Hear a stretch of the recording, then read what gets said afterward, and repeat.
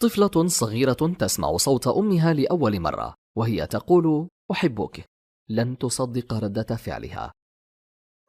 صلوا صلوا صلوا على رسول الله.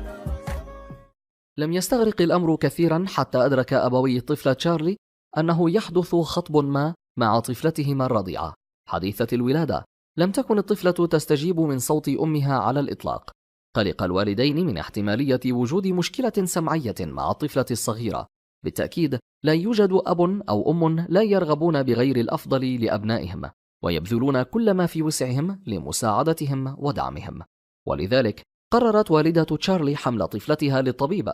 تقول لها الأم: إن انتابك الشك حول قدرة طفلك على السماع والتفاعل مع الأصوات، فمن الضروري أن تتصرف على وجه السرعة وتقدم له المساعدة المبكرة كي لا تتأخر حالته كثيرا، خاصة وأن حصوله على الرعاية المبكرة سوف يقدم له حلولا كبيرة تساعد على تجاوز الكثير من العقبات التي قد تواجهه.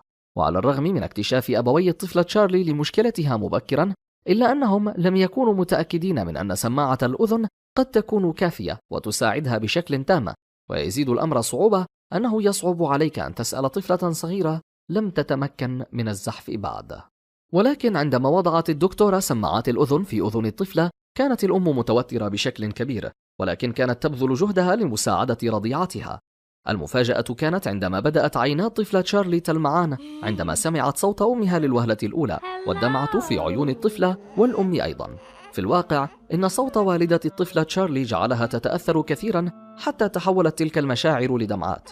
كم يبدو الأمر شديد الحساسية عندما تبدو مشاعر طفل صغير وكأنها تتحرك نحو شيء حثيث وقوي يشعر به في الحال. لا يمكن لأي شخص أن يعرف ما الذي شعرت به الطفلة تشارلي للمرة الأولى عندما تمكنت من سماع صوت والدتها. يا الله، حتى هذه الطفلة التي لا تستطيع الزحف بعد تأثرت بصوت أمها بحيث أن دمعتها أصبحت في عيونها. يا الله، إنها طفلة وكلها مشاعر لأمها. أنا عندي سؤال لك عزيزي المشاهد: هل ابتسمت في وجه أبيك أو أمك اليوم؟ هل قبلت يديهما؟ هل قلت لهما شكرا؟ إذا لم تفعل ذلك الآن وبدون تردد، قم واذهب إليهم وقبل يداهما، وتذكر أن الله يرضى برضا الوالدين. أنا أريد منكم جميعا أن تشتركوا بقناتي وتتابعوا كل المقاطع التالية. أتعلمون لماذا؟ لأن هدفي هو أن أجعلكم سعداء ومتفائلين، وحياتكم اليومية كلها سعادة. ساكنة في وسط دمي وزال غمي بفنها، بصرخ لو زاد همي وانا همي وينها.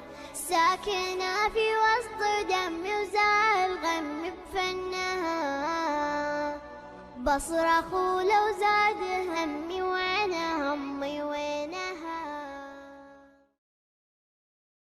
شاركوا هذه القصة مع كل الأمهات لكي يشعروا بالحب الذي في قلوبنا تجاههم.